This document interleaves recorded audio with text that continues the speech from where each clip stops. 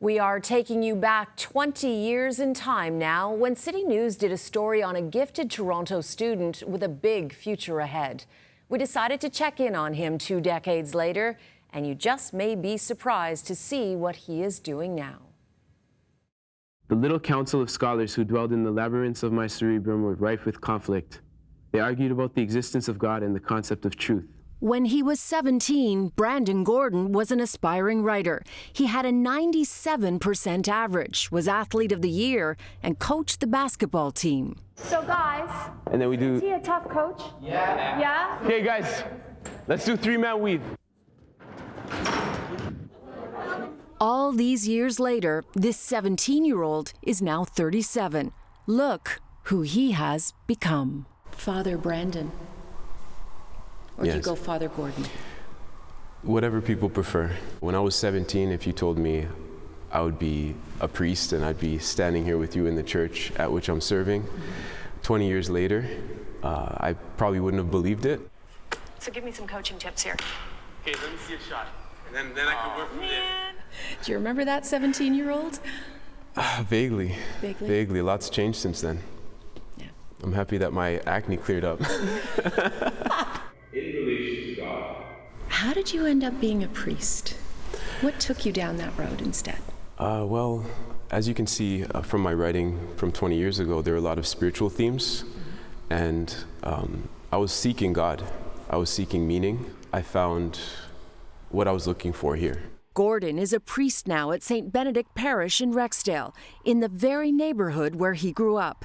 Back then, the community had challenges, and he tried to be a mentor to fellow students. He spoke to us about that all those years ago. Do you see other kids going on the wrong path? Well, yeah, there's some in this school, and hopefully with my coaching, I'll be able to influence them. I just try and lead by example. 20 years later, his community still faces challenges. In June, just 7 minutes away from his church, 5 men were gunned down after a soccer game. 2 were killed. A 14-year-old boy has been charged. One of the men who was shot is a family friend of mine, and I remember him from my childhood, but thank God he survived.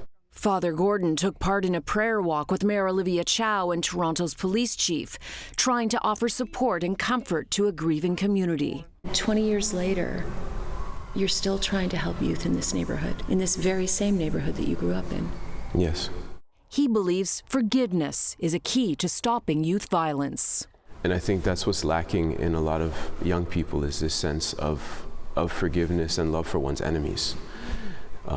We have these generational inter-neighborhood conflicts that just continue to happen because they feel the need to get back at a rival group because of something that happened, and then it just continues and snowballs.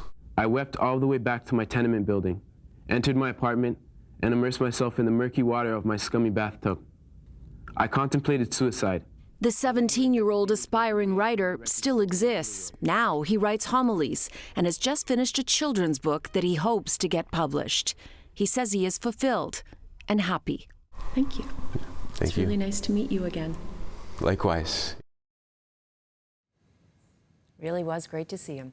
Father Gordon believes he will likely stay in his parish for 4 or 5 years, and then he will be transferred to a new assignment, maybe in Africa or Asia.